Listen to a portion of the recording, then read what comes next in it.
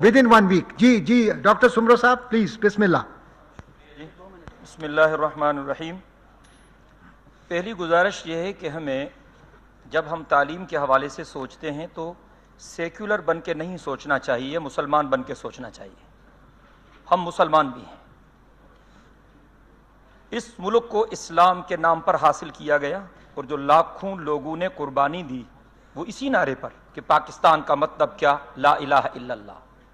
جب بر صغیر پر انگریزوں نے قبضہ کیا تو انہوں نے جو نظام تعلیم دیا، لارڈ میکالے جو اس کمیٹی کا سربراہ تھا، اس نے کہا کہ میں ایسا نظام تعلیم دے رہا ہوں کہ یہ ہندو اور مسلمان اس نظام کے پڑھنے کے بعد یا تو یہ عیسائی بن جائیں گے، اگر عیسائی نہ بن سکے تو کم از کم ہندو اور مسلمان بھی نہیں رہیں گے.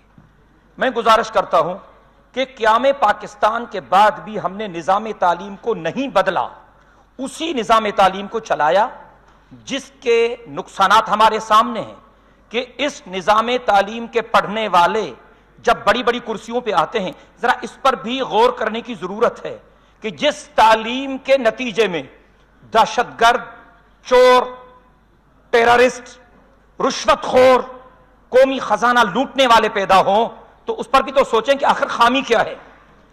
کتاب اللہ اور سنت رسول اللہ دو بنیادی چیزیں ہیں، اور کتاب اللہ کا جو مضمون ہے وہ انسان ہے.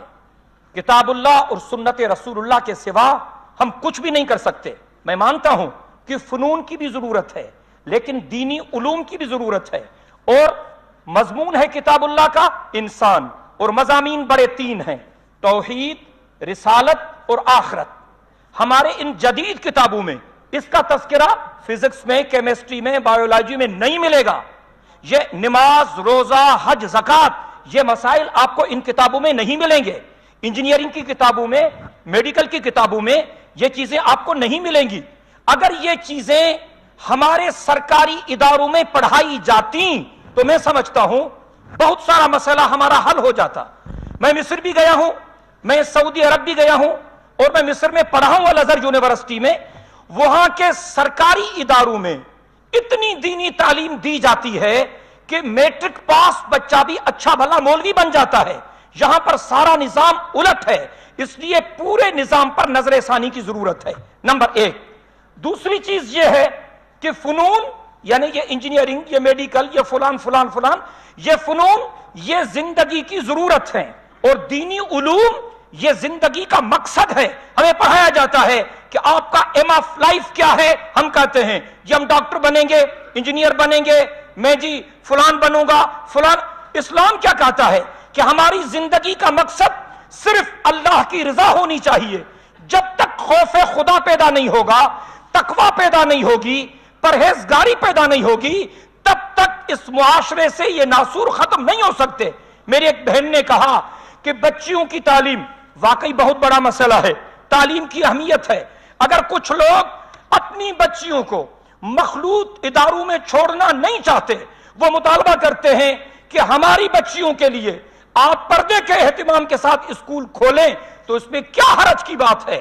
میں گزارش کرتا ہوں کہ اس وقت ان تمام چیزوں پر سوچنے کی ضرورت ہے.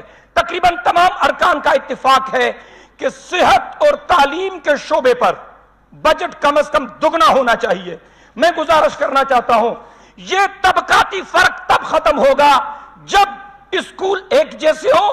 جس اسکول میں صدر مملکت کا بیٹا پڑھے، غریب کا بیٹا اسی اسکول میں پڑھے.